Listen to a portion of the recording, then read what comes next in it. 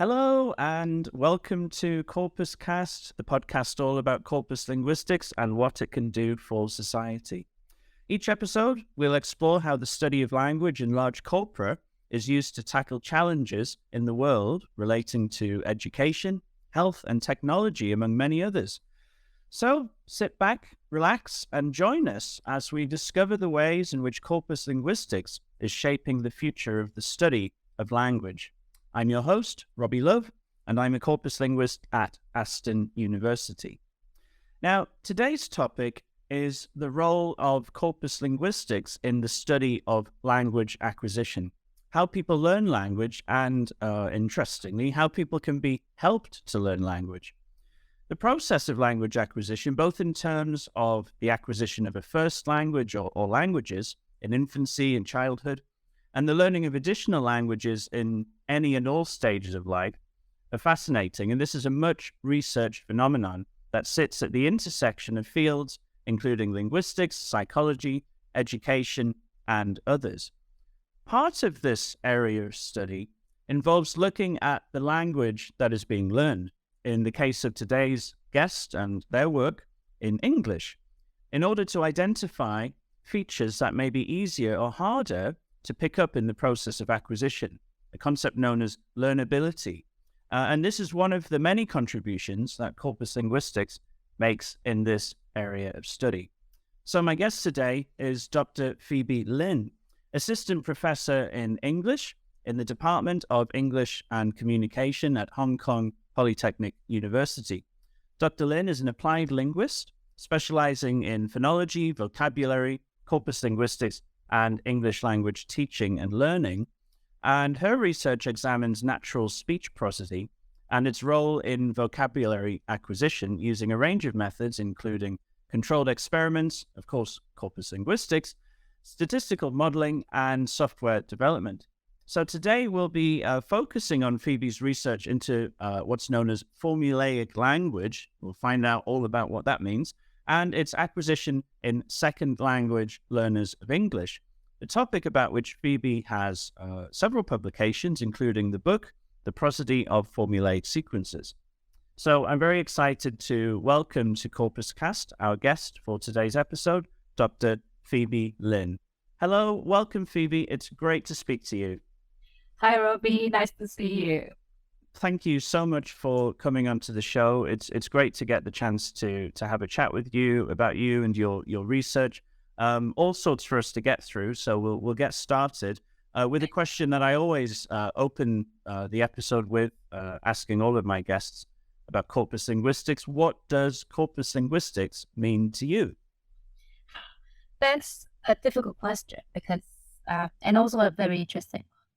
Because to me, like the textbook definition would be like corpus linguistics is a research area or an academic subject to our students. But to me, surprisingly, I think corpus linguistics is a community. It's a bunch of people that I know. And these people, to me, I think they are resourceful, they are open, they love technology, they are wise people, they are problem solvers. And I think I have very fond memories of like corpus linguists when like the people that I met at conferences.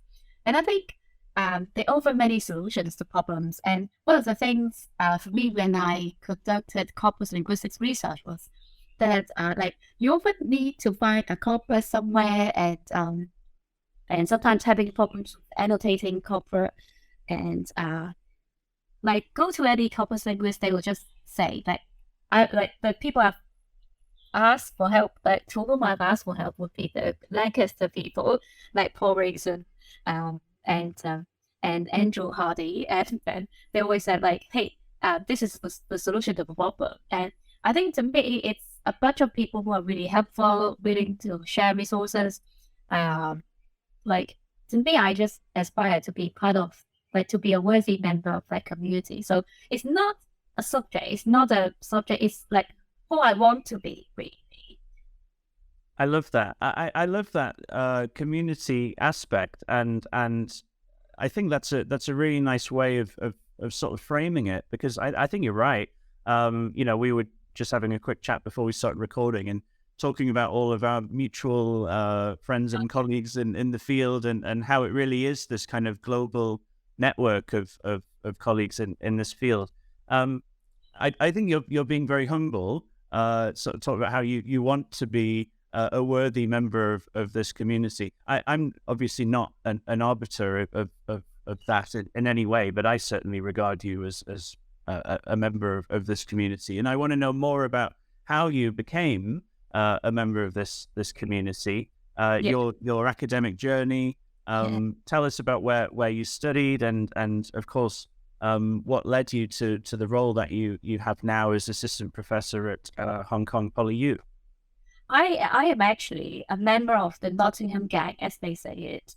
I think in corpus linguistics there are several gangs. The Lancaster gang or the Birmingham gang. Or not literal gangs, I don't think England's, not that I know of. I mean, I can't imagine people start one. Out of the streets having fights. Maybe. And then there are US gangs, of course. Like in the UK, these are the three major gangs, I think. And I belong to the Nottingham gang. So actually, like the whole journey started quite interestingly because I actually, I was born and I grew up in Hong Kong, and I went to Chinese University of Hong Kong, where I was taught by Professor Peter here, the researcher, the famous researcher, doing research on task-based learning, and I was his supervisor when I did my master's studies. And it was him who introduced me to the work of Polly Foster at UCL currently. So Professor Foster, Polly, conducted research on formulaic language. And then when I spoke with Peter about what I should do for my master's dissertation, he suggested why don't you do this? And that was how I got hooked up with the whole thing. And I have not left corpus linguistics and formulaic language since. And so the journey was that I looked at Polly Foster's research, which was the first ever study that got me started doing formulaic language research things. And I thought, okay, this is a very interesting study. What it needs is like the study was great, but then it would have been so much better. Many problems could have been solved if we have access, had she got access to Corpus. And then after doing the master's dissertations, I wanted to do a bit more research. And so I sat up with Peter asking, what should I do? And then he said, there are literally two good studies, there are two good universities in the UK where I could further my research on formulaic language and spoken language. And I applied to both, and the best one accepted me. And you know what that was? So I was just very pleased to be able to work with Nottingham people.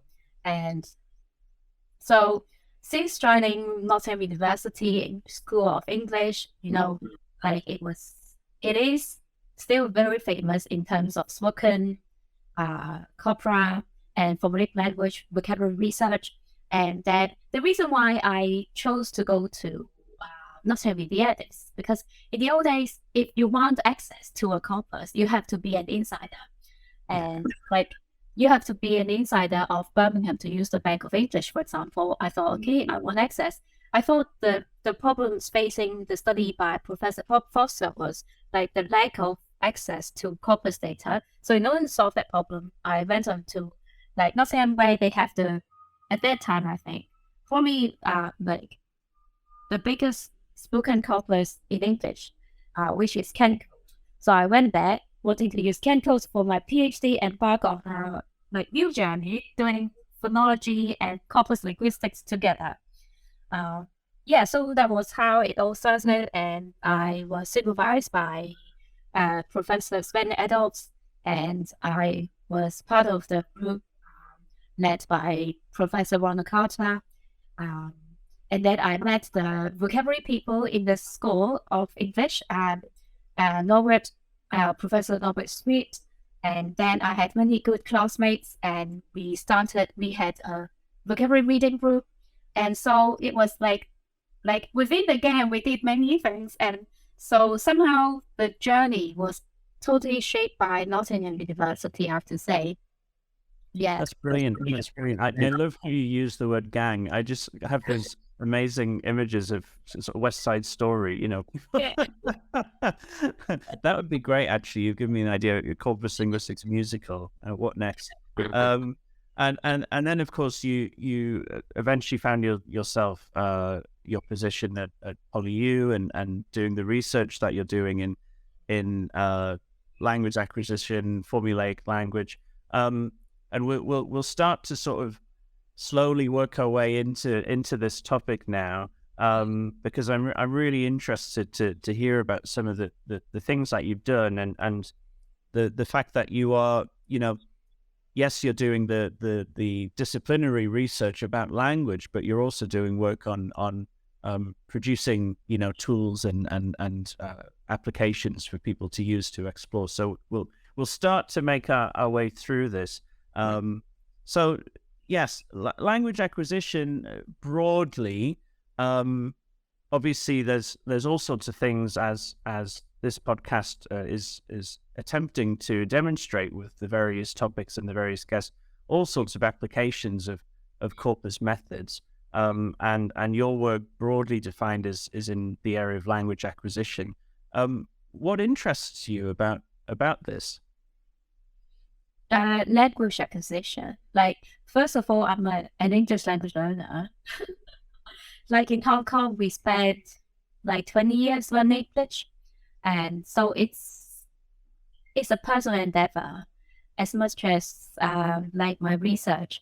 So what interests me about this topic, I suppose, like I'm doing this research because I encountered problems with formulaic language, with spoken language myself.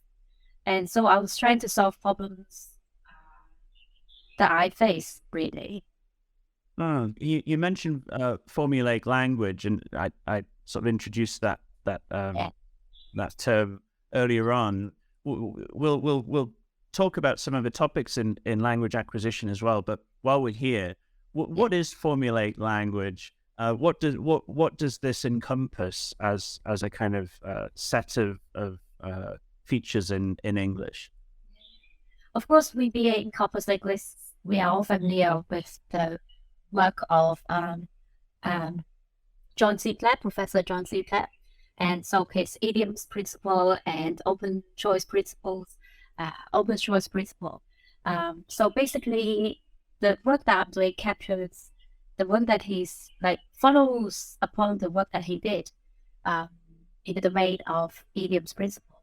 So idioms is the umbrella term, but I tend to use the term formulaic language instead to reflect the fact that I think there is a psycholinguistic perspective to on formulaic language, on phraseology. So there are many examples of formulaic expressions, formulaic language. They are basically conventionalized lexical combinations. They could be speech formulae. They could be like speech formulae would be things like, first of all, let me see, you know. And there could also be idioms, like at the end of the road, skating on thin ice, kill two birds with one stone. And then there could be proverbs, as 339 saves 9. And then sentence stems. I was just wondering, I don't suppose you would do something, collocations, multi-word units. Like there are many examples. So like traditionally, we thought of the word as the unit of analysis and the unit of language acquisition. But now, because of our awareness of formulaic language, we are trying to look at phrases and expressions as the unit of analysis. Okay, so you mentioned John Sinclair, of course, who was at the University of Birmingham and sort of extending his work. So I suppose what we're dealing with here is the notion that we don't process language word by word necessarily, but there are larger sort of units that consist of maybe several words or even structures, but that we process them as essentially as a single unit of meaning. Exactly. So this is really interesting. I mean, there's been a lot of obviously a lot of research in language acquisition. It's taught in the UK on the English language curriculum at A level the last couple of years before students might go to university, and it's highly theoretical in talking about theories from decades ago, earlier in the 20th century. They talk about Bruner and Skinner, and of course Chomsky, universal grammar, all of these ideas. There's been a lot of thought about what happens in the brain when people acquire a language. But are there still mysteries? I mean, what is it that we don't know? Is there such a huge industry in English language teaching and trying to improve the process of learning language, making it easier and more accessible for people, and your research, I think, contributes to that endeavor. What is it that, is there still mystery? Has it been worked out, this is what happens? Or is there still a lot that isn't known about how we learn language? Unfortunately, I have to admit that actually there are more things that we don't know than things that we know. and the situation is, and it's quite philosophical, like the fact that like if we know what we don't know, we already know. So we don't know, so we actually don't know what we don't know. And I think there are so many mysteries, and so few hands or brains or people work together to solve the problems. And to be honest, I think as researchers, we are just like people have been learning languages for as far as there were people on Earth. And so people went on learning language without any research. And all we do as researchers was just trying to observe how things work. And hopefully we could do a little bit to improve the processes based on data that we have. And I think you mentioned Skinner and all, and just want to follow up on that. And there is a famous quote that people like to quote whenever they talk about formulaic language, and which corpus linguists have proved to be wrong. So Pinker back in 1994 said that virtually every sentence that a person utters or understands is a brand new combination of words, appearing for the first time in the history of the universe. I think when we look at corpus data, we know how often people repeat, just speak formulaically, because one, people are lazy, two, because it's easier to process standard sentences.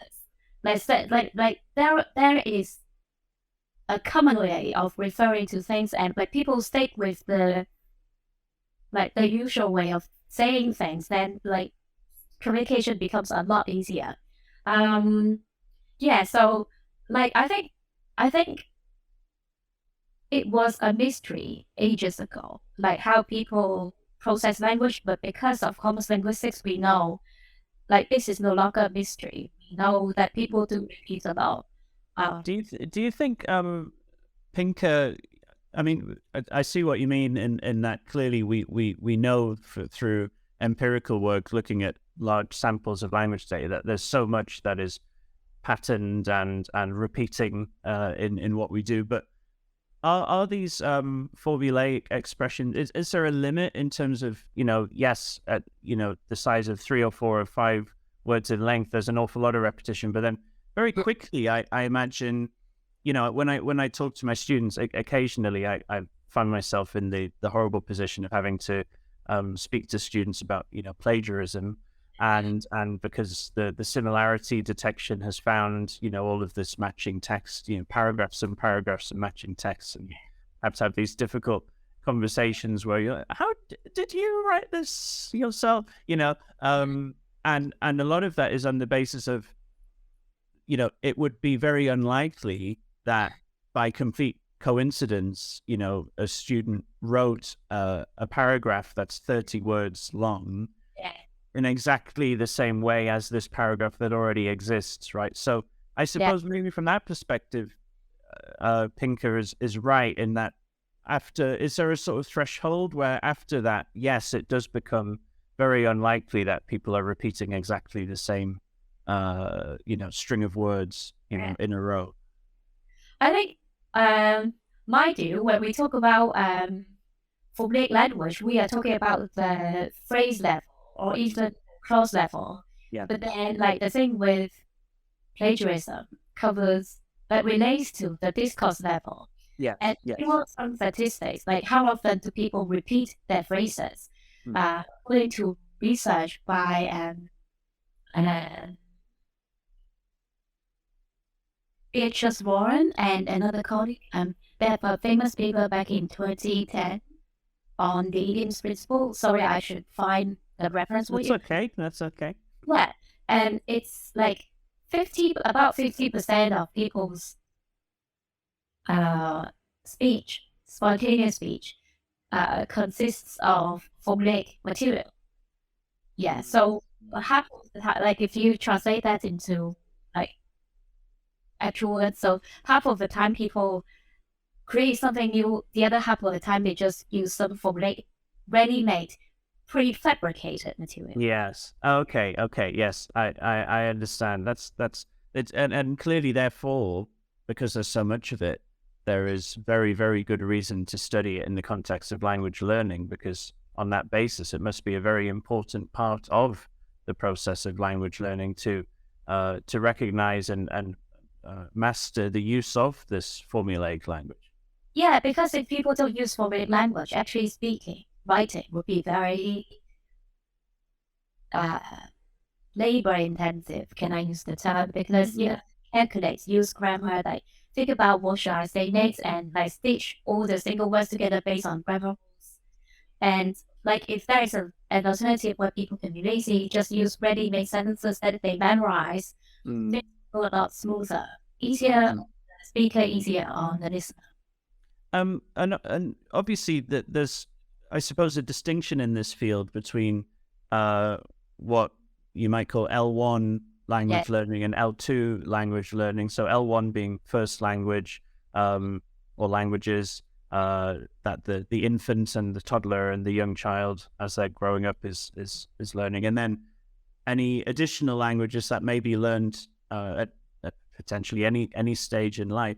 In terms of the research and the work around understanding how these processes work, presumably there are some differences, say, between a baby learning how to babble and learning vocabulary to somebody in their 50s deciding that they want to learn Korean, for example, and attending classes and acquiring an additional language.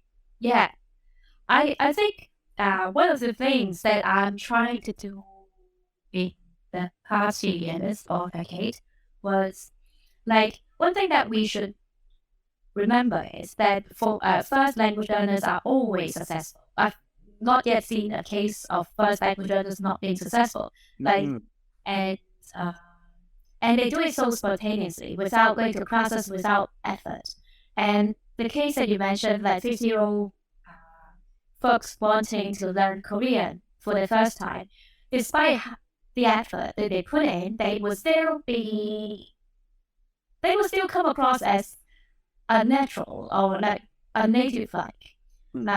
So for me, there is a basic fundamental assumption in my research is, like, saying that first language learners are always successful and second language learners may not be successful.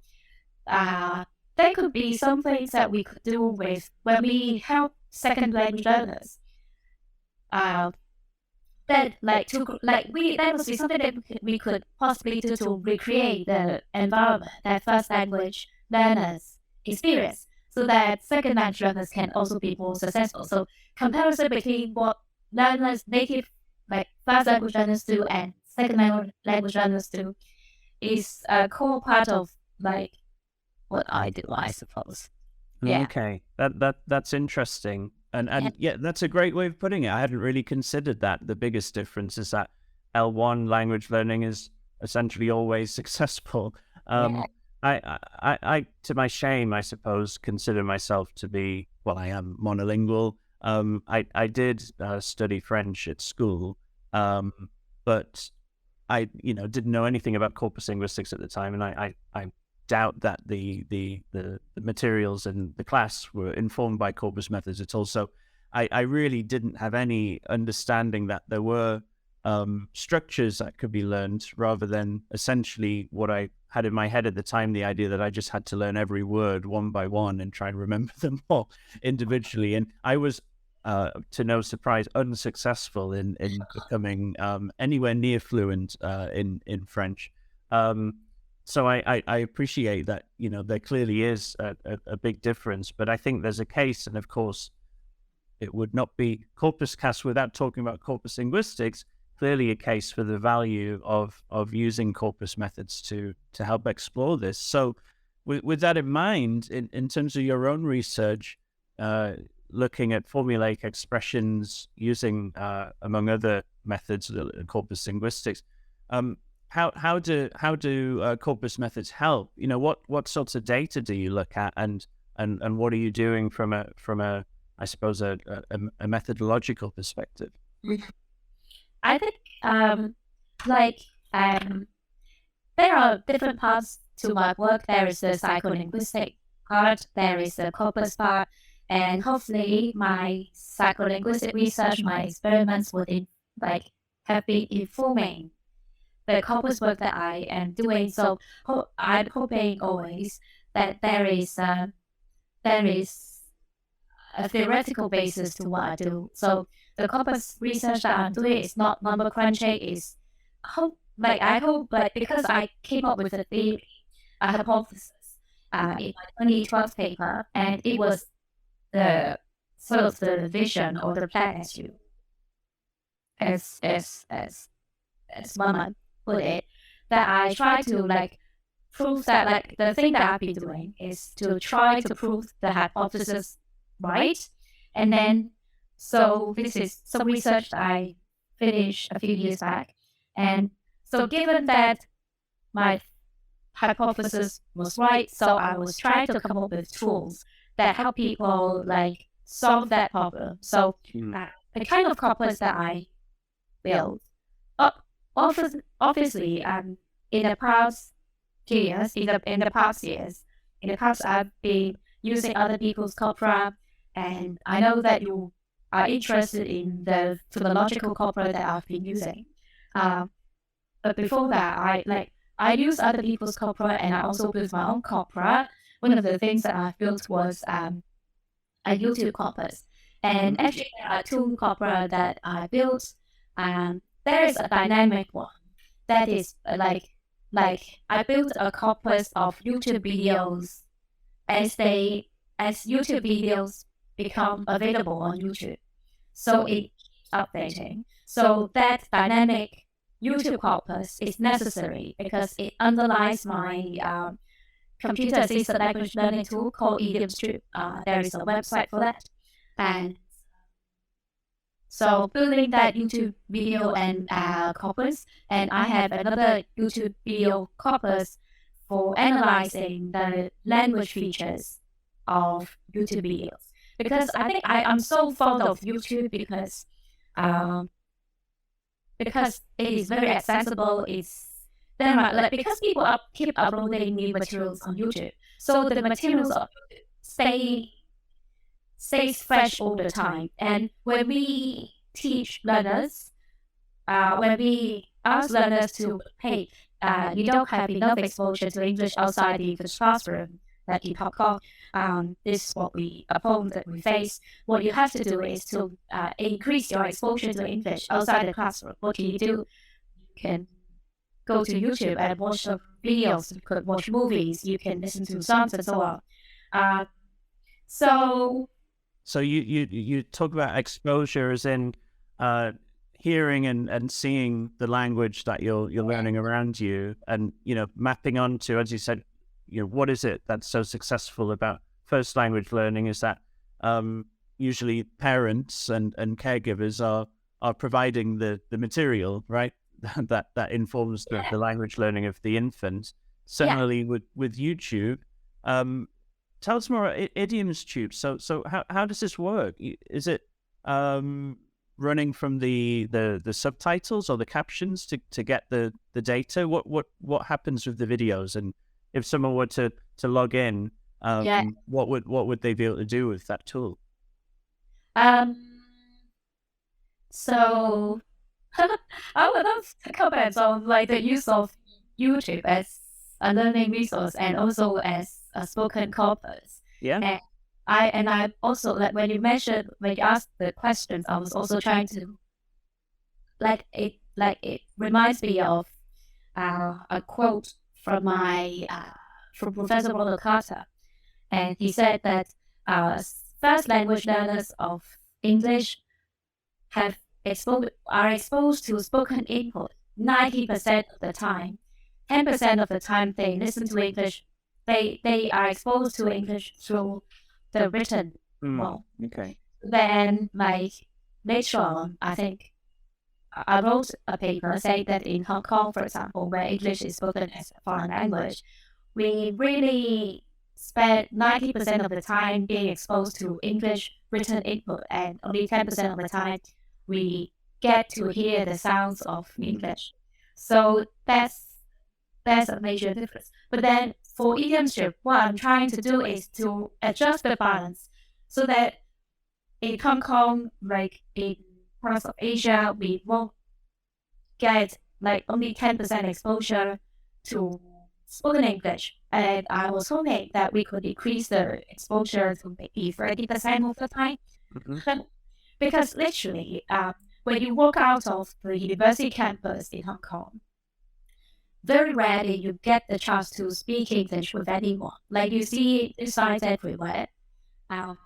Everyone's good at like comprehension, like listening comprehension in English, but then people haven't got a chance to really use the language spoken. So idiom strip, what it does is when people log in, they can search for topics that interest them. It could be football, it could be baking, it could be anything.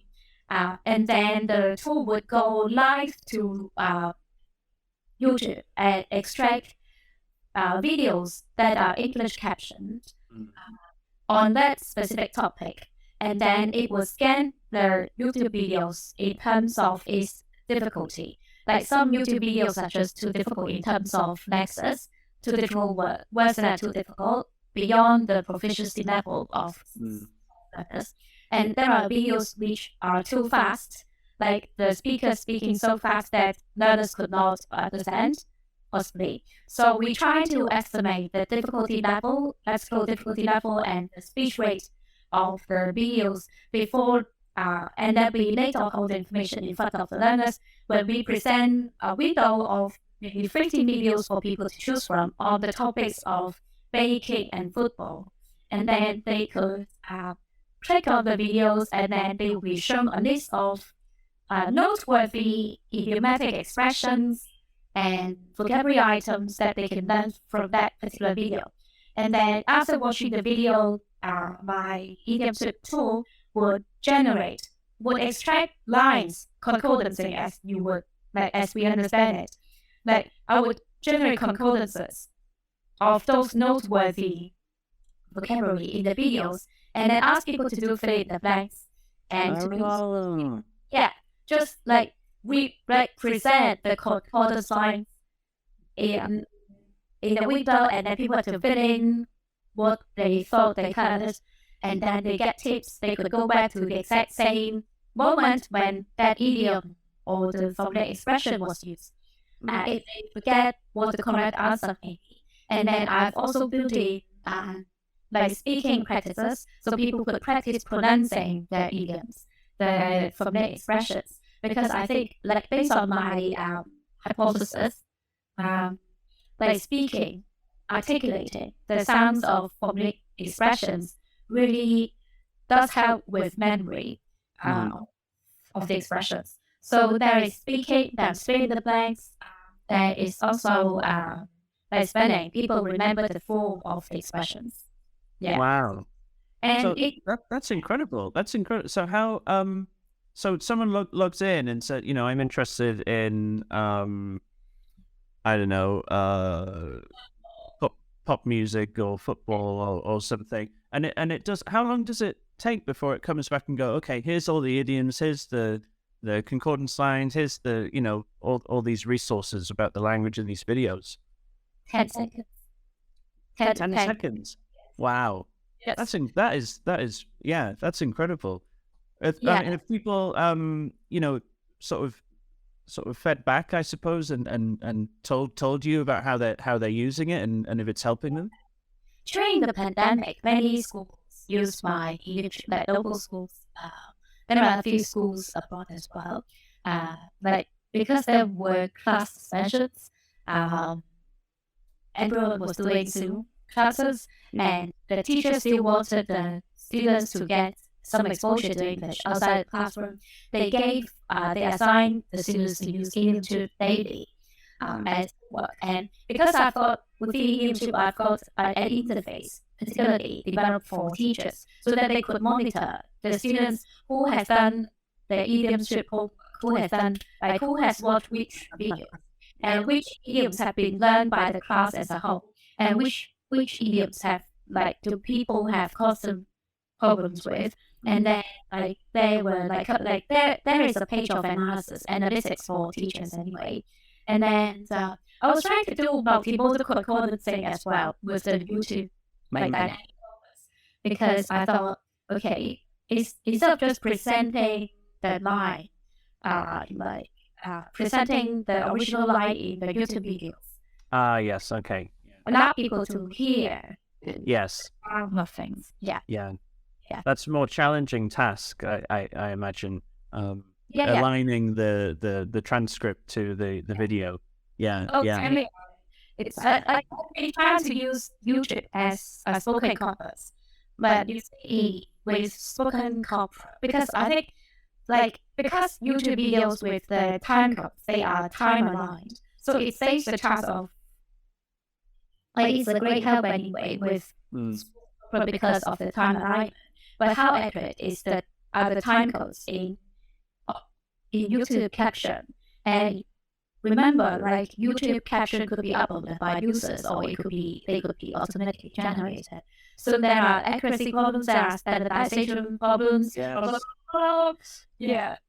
I was going to ask. Of course, a lot of it is automated, and also I suppose that a challenge is that you're not really able to control for varieties of English, right? And maybe in some contexts, learners are trying to learn a particular variety, or British or American or any or maybe more broadly it doesn't matter so much. But I think it's a really it's a brilliant tool. I think it's a great idea, and I love because it's personalized. You can personalize it. You can whatever you're interested in. We know that that aids with motivation if students are able to choose things that they personally like. So I think it's a great example of an application, of corpus linguistics, which of course is what we're all about on the podcast.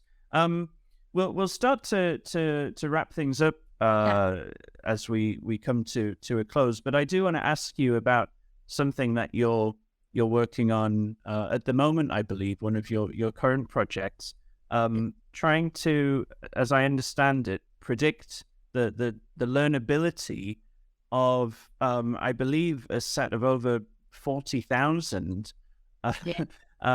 formulaic expressions. So what is this learnability, and how are you working on trying to predict this? In corpus linguistics and in formulaic language research, a major problem that we encounter is that we haven't got a list of items we haven't got a formulaic language syllabus, even though we have been saying for the past 40 years how important formulaic expressions are for second-hand learners. So do you mean similar to like a I know there's the general service list, for instance, of the most common individual words in a language that should be learned. Is it a similar idea, but trying to do that with formulaic expressions? We have word lists. We have the GEO list. We have academic word lists, but we haven't got a formulaic language list. So while we're thinking to teachers that we have to sort out learners' problems with learning formulaic expressions, we actually haven't done anything or much enough things for them. There are, of course, shorter lists of expressions, but they are like not long enough to make a syllabus to help us to systematically teach a bit of expressions across maybe 10 years to learners of English. So what this learnability is, with the academic word list and with like 4 nations word list, the thing is that in the past people have been ranking like the priority, deciding the priority of teaching which word based on how frequent they are. Yeah. In corpus linguistics, we believe in frequency. But then I think frequency is important, but not the only criteria. So in this learnability idea, the learnability idea actually incorporates a range of factors, like semantic transparency, intelligibility, the length of the expression, word association, like are there word associates within the expression? For example, king of the castle. King of the castle, icing on the cake.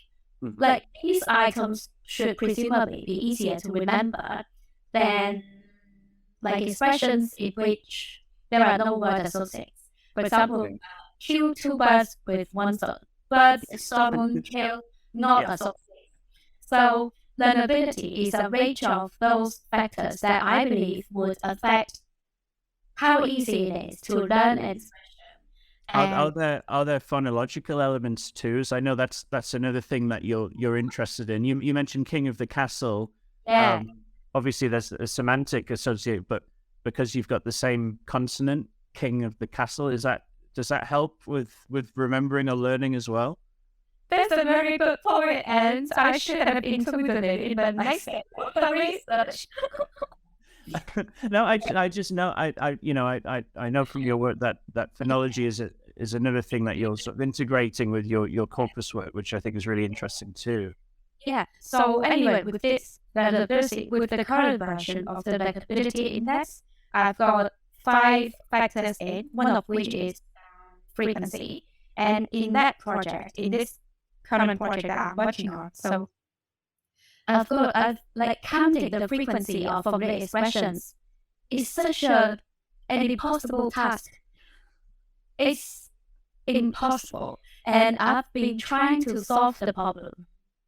I've been trying to solve the problem for years, and I've figured out how to do it recently. Like it's not 100% watertight, the method, but it helps. So I've been trying to use Google Books Ahrefs.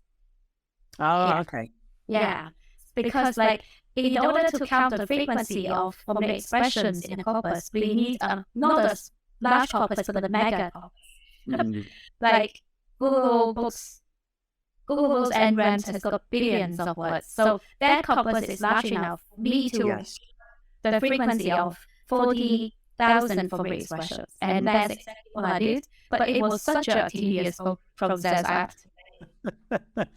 I can imagine. You're right. I was going to ask, the data for this sort of task is going to have to be a huge data set. I was imagining, something like the N1010 corpora that are these huge internet corpora, billions and billions of words as well. And so you take this list and you apply the features that you mentioned there that help you work out learnability. Expression. And then I apply because I do statistics modeling as well. So I came with a statistical model of learnability based on which involves the 5 factors. And once I developed that statistical model, I map it onto the 40,000 items, and then I have a list of 40,000 formulaic expressions arranged in ascending order of learnability, ready to send it to some kind of formulaic language proficiency tests, some kind of formulaic language syllabi. And I'm putting you on the spot here, but what is the most learnable? What's number 1 at the top of the list? The most learnable formulaic expression? Probably something. Surprised because I'm just I use a small sample in my experiment. So the item that was most learned to Hong Kong learners of English was or is as a matter of fact. Oh, wow. Okay. As a matter of fact. Okay. Yeah. There you go. There's a tip for people watching or listening. That's if you're going to learn anything in English, then you need to learn as a matter of fact. I suppose people should begin with the easiest items, like the most learnable items, and then work their way down to the more difficult ones. Yeah. And then once you've learned all 40,000 of them, you get a medal or a prize from Phoebe Lin. I think you'll become a Nobel Prize with that. Like I haven't anyone knowing all 40,000 expressions yet, because I've been asking, like, you have been with this. Like I was trying to find British learners of like first language. I was trying to find first language British speakers, British English speakers, to fill in my surveys. Oh, yes, I remember you when you were in Hong Kong. Yes, yeah. People from different age groups would tend to use or would tend to know different expressions. And some expressions are definitely very archaic that younger people would not know. So I didn't think, I'm not suggesting people should learn all 40, like learners of English, second learners of English shouldn't learn all 40,000 expressions, because that's not necessary. And like first language native speakers of English don't know that many expressions either. So it's more of a very useful kind of insight and a guide, I suppose, to knowing more about what this is all about. Really, the fact that so much of language is chunks of units of words rather than individual words. This is fascinating. I wish we could talk more and more about this, because it's really interesting. It's so fun as well to hear the passion and excitement that you have about this work that you're doing. It's clearly something that you're really sort of passionate about. We're going to start to wrap up now with maybe the segment of the episode that the guests dread a little bit. My quick questions. So now it's time for Dr. Phoebe Lin to sit in the hot seat. I wish we could have some dramatic lighting or some music or something. I might have to ask Sam, our producer, whether we can the production values have a sound effect or something. Yeah, he's probably sat there going, "Oh no, not more work. Please stop, Robbie." Oh, I heard something there. I don't know what that was. Listen to that. Can you hear that? Yeah. Very cool. Okay. Let's go with it. Not quite the. I was thinking something a bit more like a bit more dramatic, but we'll go with it. We'll let him play in the background. Quick. He's having fun now. I regret this already. Okay, this will do. We'll go with this. Okay. Sorry, Phoebe. You're apparently you're being tested on here with this music. Quick question number 1. What is the biggest change you've noticed in corpus research in your career?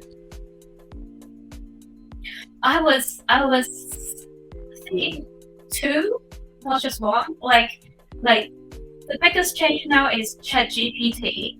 And okay. If I don't want to talk about ChatGPT, another option I would say is the move towards quantitative corpus linguistics. Okay. Because when I learned corpus linguistics, it was more like analyzing concordance lines, and now we are moving towards more statistical approaches to analyzing dispersion indices and so on.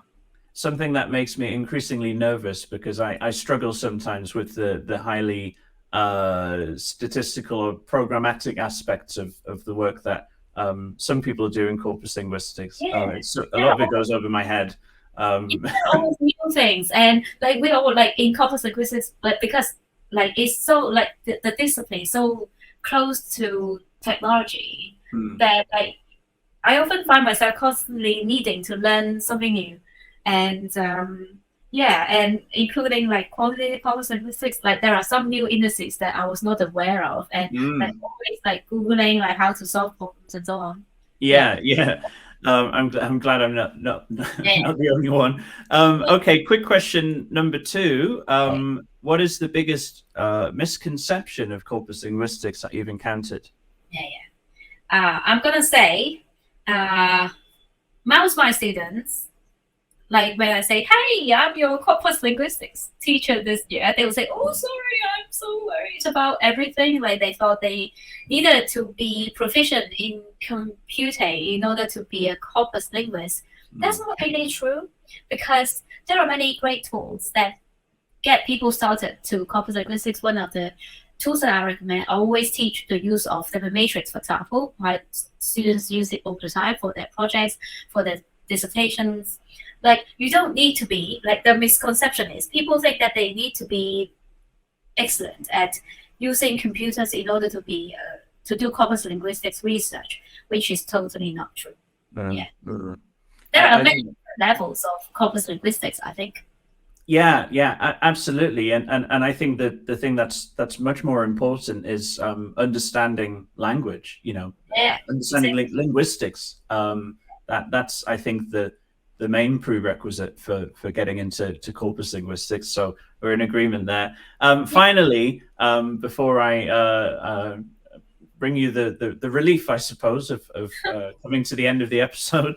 Final quick question: how do you think corpus linguistics will make an impact on the world in the future? Where is this going? What is there left to do, and what is corpus linguistics going to do in the future?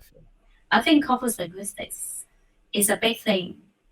But like we may not realize it, but like it is happening because all the things like I like to say because in the modern world we leave many digital traces, and then like those uh, like one of the digital traces that we leave is text data, and Mm.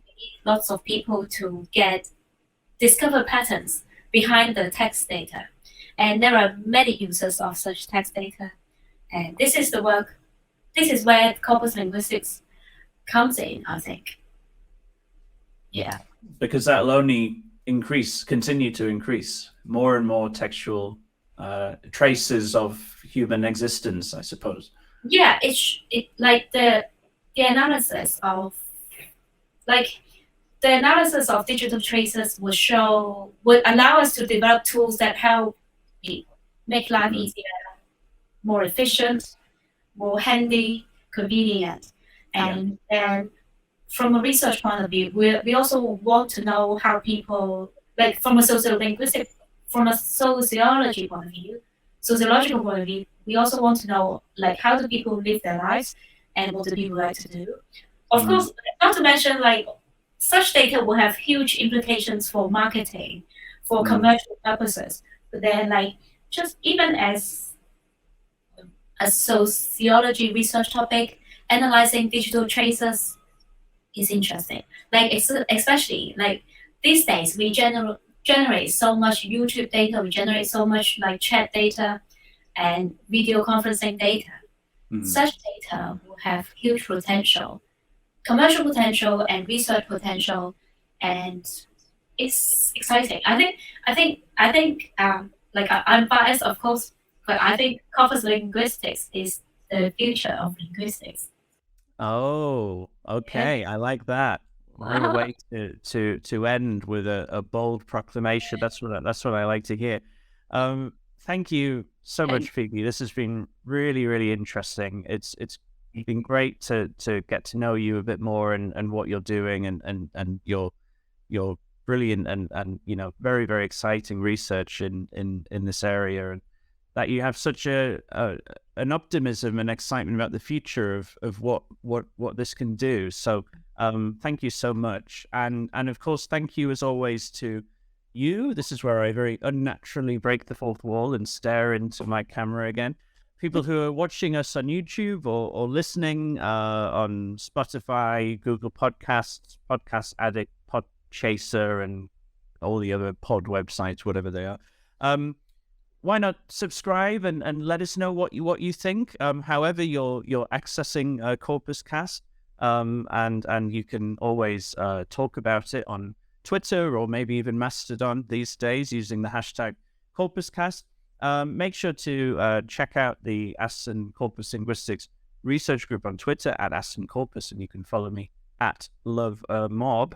CorpusCast is an Aston Originals podcast written and hosted by me, Robbie Love, and produced by my excellent colleague who probably has too many buttons at his disposal to play sound effects that I didn't know he had, Sam Cook.